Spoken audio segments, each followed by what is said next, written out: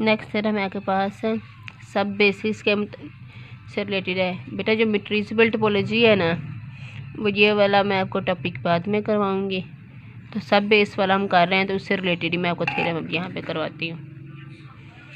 Late S be a non empty collection of subsets of S. S क्या है?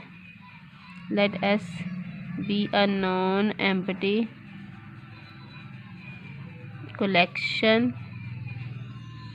of subsets of X. Suppose that X is equal to union of S. यानी कि इस तरह से हमने collection ली है कि अगर हम उसके मेंबर्स की यूनियन लें तो हमारे पास X बन जाता है। यानी कि जिसको सब बेस बनाना है उसकी कलेक्शन लेते हुए आपने इस चीज़ का ख्याल रखना है कि उसके सेट्स की जो यूनियन है वो एक्स के बराबर लाजमी होती हो। Then S is subbase for some topology on X. तो ये जो एस है ये किसी न किसी टोपोलॉजी की लाजमी सब बेस बनेगी। तो ऐसी कलेक्शन जो इस कंडीशन को फिल करती हो वो लाजमी एक्स के ऊपर किसी न किसी टोपोलॉजी की सब बेस बनती है। प्रूफ है आपके पास।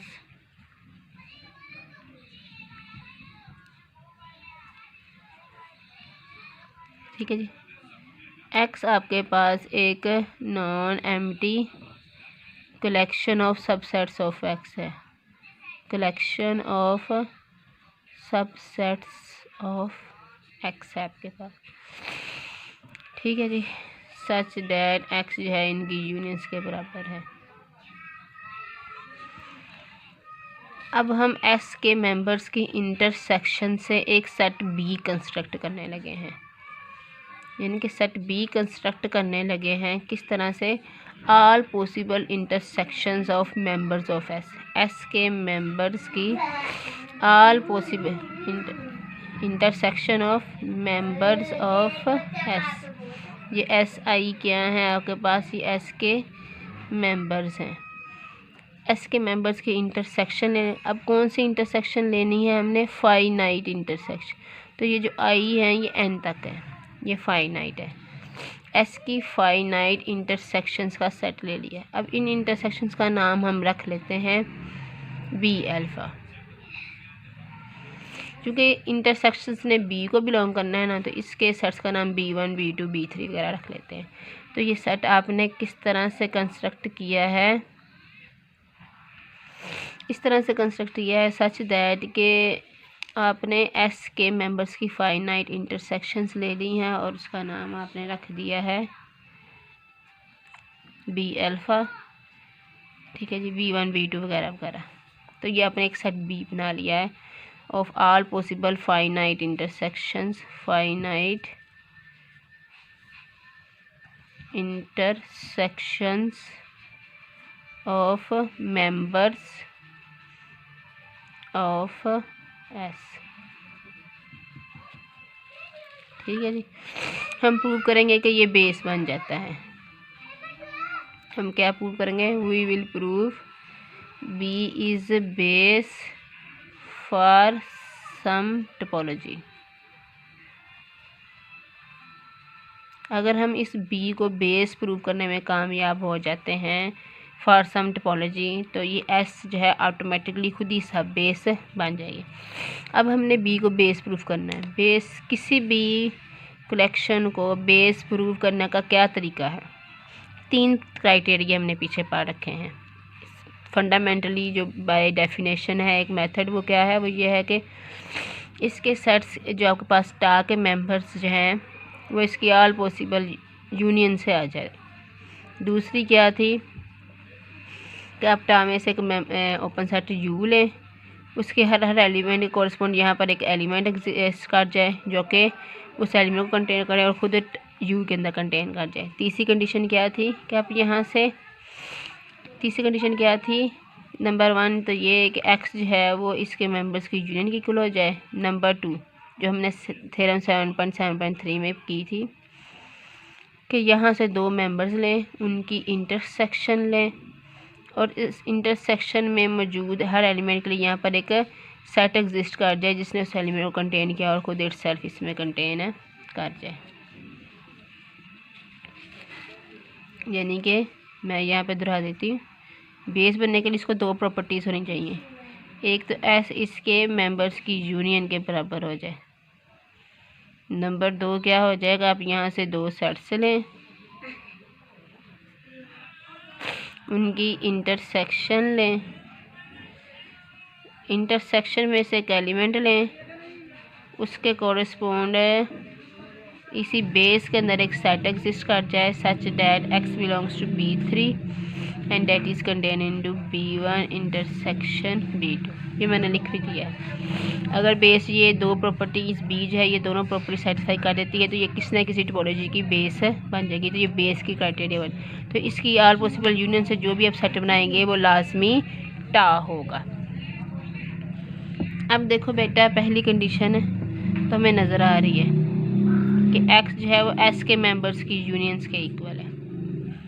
x जो है वो s के मेंबर्स की यूनियन के इक्वल है। अब देखो s जो है वो b के अंदर कंटेन कर रहा है। आपको मैंने पीछे बताया है ना कि जो सब बेस है ये बेस के अंदर कंटेन करती है इस सेट, क्योंकि ये इसके ऑल पॉसिबल इंटरसेक्शन का सेट है। तो s सारा का सारा खुद भी इसके अंदर आएगा।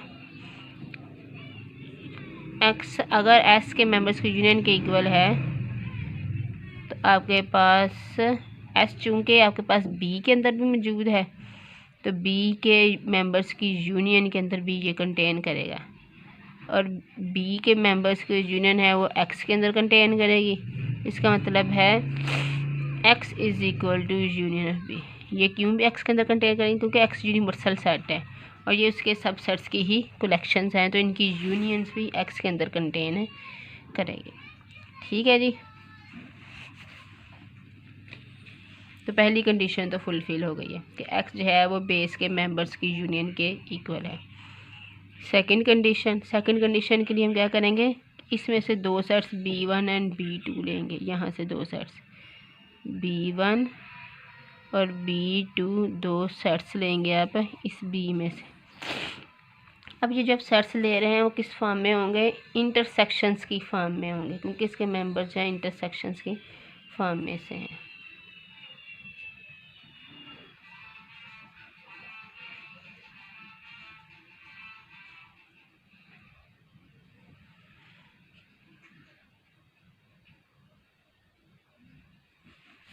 ठीक है जी, ये यूनियंस की फॉर्म में होंगे। अब इन दोनों सेट्स की इंटरसेक्शन लो, यही करना है ना कि इनकी इंटरसेक्शन लेनी है।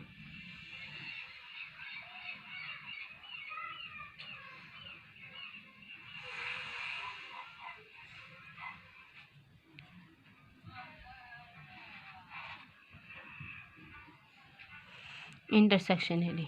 अब देखो कि बेटा ये जो इंटरसेक्शन आई है ये भी एस के मेंबर्स की इंटरसेक्शन है ना, B1 इंटरसेक्शन B2 वो भी आपके पास एस के मेंबर्स की इंटरसेक्शन लेने से ही आई है। सॉरी, मैंने यहाँ पे इंटरसेक्शन लिखना था, मैंने यूनियन लिख दिया। ये इंटरसेक्शन है,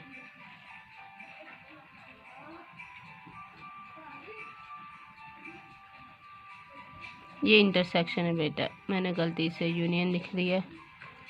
तो ये भी आपके पास है एस के मेंबर्स की इंटरसेक्शन ही हैं। एस के मेंबर्स की इंटरसेक्शन है तो इसका मतलब है B1 इंटरसेक्शन B2 जो है वो B का ही मेंबर है, वो B के अंदर है का ही मेंबर, क्योंकि B के अंदर जो है वो एस के मेंबर्स की इंटरसेक्शन हैं।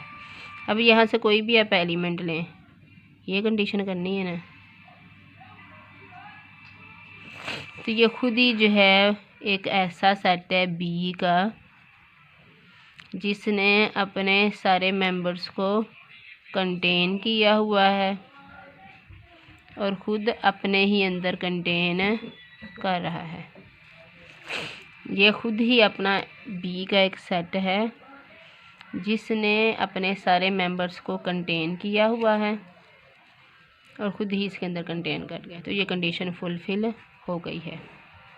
ये कंडीशन फुलफिल हो गई, इसका मतलब बीज है, ये बीज है, ये इसके पास बेस वाली क्वालिटीज़ मौजूद हैं। बेस वाली क्वालिटीज़ मौजूद हैं तो इसका मतलब बीज है वो किसी ना किसी टोपोलॉजी के लिए बेस है। टोपोलॉजी के लिए बेस है तो इसका मतलब एस जो है आपके पास, ये वाला जो एस है ये एक टोपोलॉजी जनरेट कर रहा है। ठीक है बेटा। नेबरहुड बेस,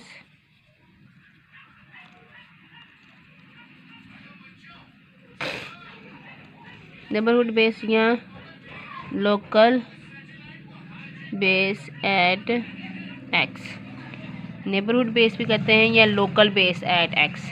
लोकल बेस है ना, तो लोकल बेस किसी पॉइंट पे ही डिफाइन होती है, किसी पॉइंट पर डिफाइन होने वाली बेस को लोकल बेस कहते हैं। डेफिनेशन, लेट एक्स एंड टा be a topological space. X and टा आपके पास एक टोपोलॉजिकल स्पेस है। एक पॉइंट लिया आपने एक्स में से, एक्स में से एक पॉइंट लिया, देखो इतना बड़ा मारता, एक पॉइंट लिया हमने,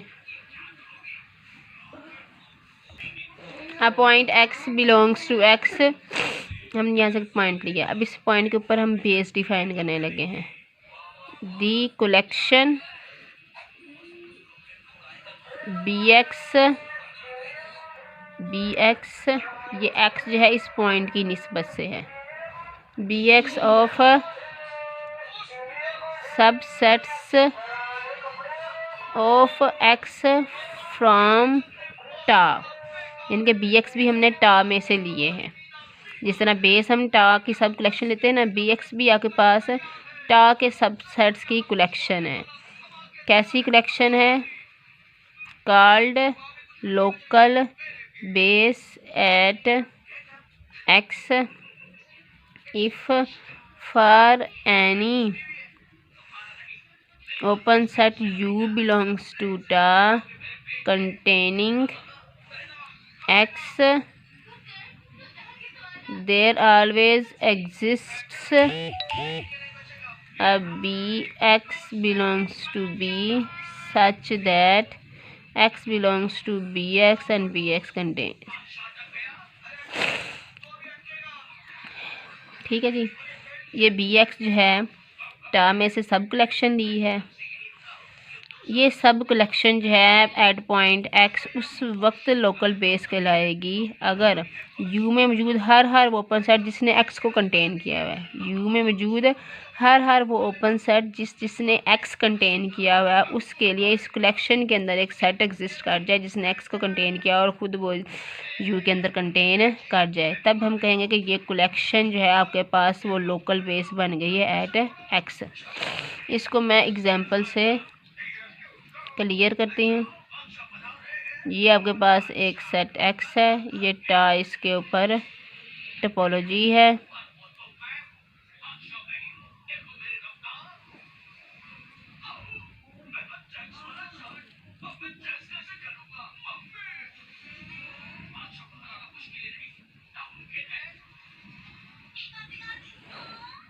ठीक है जी।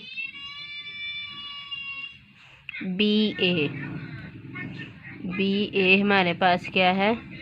नेबरहुड। नेबरहुड बेस या लोकल बेस, ये किसको इंडिकेट कर रहा है? नेबरहुड बेस या local base at A. Point A यहाँ से हमने ले लिया है और उसके ऊपर लोकल बेस बनाने लगे हैं। हमने क्या कहा था? ये टा में से मेंबर्स लेके हमने बनानी है।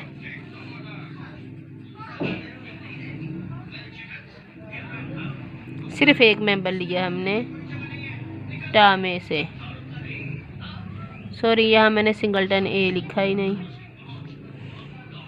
सिर्फ एक मेंबर लिया टा में से। अब हम चेक करेंगे कि ये हमारे पास लोकल बेस बनता है कि नहीं, ये हमारे पास लोकल बेस बनता है कि नहीं। लोकल बेस बनने के लिए क्या करना पड़ेगा? हर वो सेट ओपन सेट यू जिसने इस पॉइंट एक्स को कंटेन किया हुआ है, यानी कि जिस पॉइंट पे आपने लोकल बेस बनानी है उस पॉइंट को कंटेन करने वाले सारे ओपन सेट लिस्ट आउट कर लें।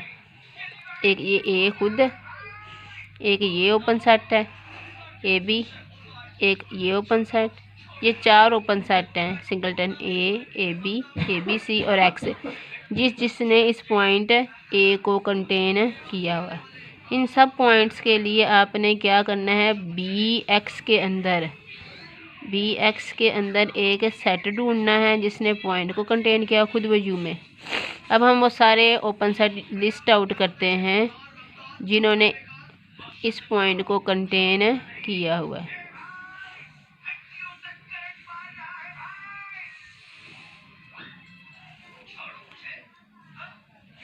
और एक सेट है एक्स। ये सारे वो ओपन सेट हैं जिन्होंने ए कंटेन किया हुआ है। इनके लिए यहाँ पर एक सेट बी ये मौजूद है सच दैट के इसने ए को कंटेन किया हुआ है और ये सब के अंदर कंटेन करता है। U1 में भी कंटेन कर रहा है, U2 में भी, U3 में भी और U4 में भी।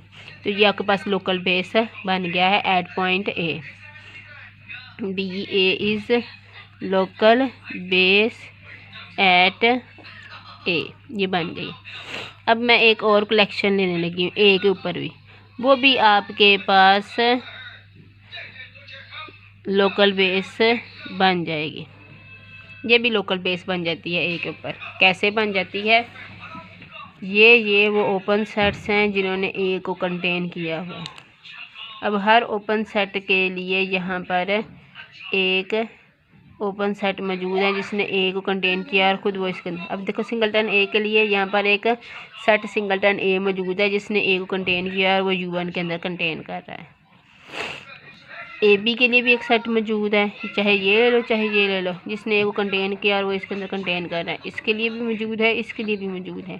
तो ये भी आपके पास लोकल बेस मौजूद है। लोकल बेस की एक ये निशानी है कि आपने जो भी कलेक्शन लें जिसको आपने लोकल बेस से प्रूव करना है किसी पॉइंट के ऊपर, उसके अंदर वो स्मॉलेस्ट ओपन सेट ज़रूर आए जिसने वो पॉइंट कंटेन किया हो जिसके ऊपर आप बना रहे हैं। जैसे मैं ए के ऊपर बना रही हूँ ना, तो इसके अंदर जो है आपके पास स्मॉलेस्ट ओपन सेट कौन सा है जिसने ए कंटेन किया है, सिंगलटन ए।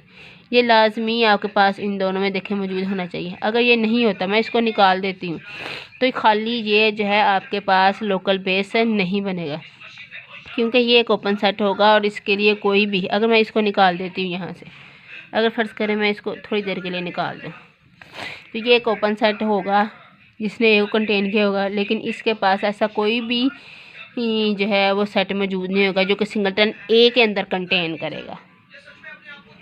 तो ये लोकल बेस के लिए क्वालिफाई नहीं कर पाएगा। तो जो भी अपने कलेक्शन बनानी हो, जिस कलेक्शन को भी आपने लोकल बेस प्रूव करना हो, उसके लिए ये क्राइटेरिया है कि आपने वो सारे ओपन सेट्स उसके अंदर लाजमी लिखने हैं जो स्मॉलेस्ट हैं, उन्होंने इस पॉइंट को कंटेन किया हुआ है। ठीक है जी। अब पॉइंट बी के ऊपर हम लोकल बेस बनाते हैं। एक पॉइंट लिया है, ये भी आपके पास लोकल बेस है बी के ऊपर, और ये भी आपके पास लोकल बेस मौजूद है। और लोकल बेस के लिए जब आपने टा में से सिलेक्शन करनी है ना, तो आपने ऐसे लाजमी ओपन सेट्स लिखने हैं, स्मॉलेस्ट ओपन सेट्स जिन्होंने उस पॉइंट को कंटेन किया। जैसे बी को कंटेन करने वाला स्मॉलेस्ट ओपन सेट कौन सा है, बी। तो ये आपने लाजमी, तो ये दोनों अलग-अलग जो हैं लोकल बेसिस हैं एट पॉइंट बी। ठीक है जी। नेक्स्ट एग्जांपल है आपके पास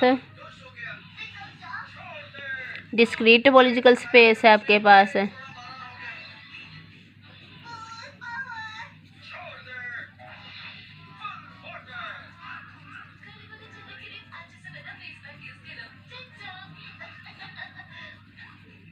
डिस्क्रीट टोपोलॉजिकल स्पेस है, तो टा जो है किसके इक्वल होगा, पावर सेट ऑफ एक्स के इक्वल होगा। तो पावर सेट ऑफ एक्स के इक्वल होगा, तो इसका मतलब है कि इसके अंदर सारे के सारे सिंगलटन्स मौजूद होंगे। यानी कि आप कोई भी आप एक्स में से एक्स लेंगे तो ये जो सिंगलटन्स हैं ये सारे के सारे जो हैं वो इस टा के अंदर मौजूद होंगे। ठीक है जी।